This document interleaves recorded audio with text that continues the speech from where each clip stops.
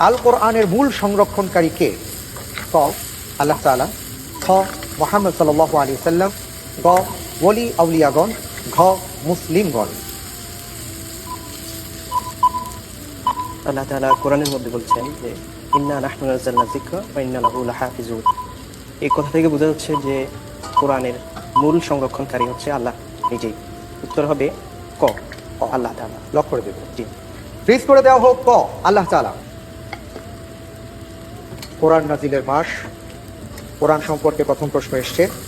আপনি বলেছেন আল্লাহ রাব্বুল আলামিন এই কোরআনকে হেফাজত করবেন। প্রিয় দর্শক, তিনি বলেছেন ক। দেখা যাক কি হয়।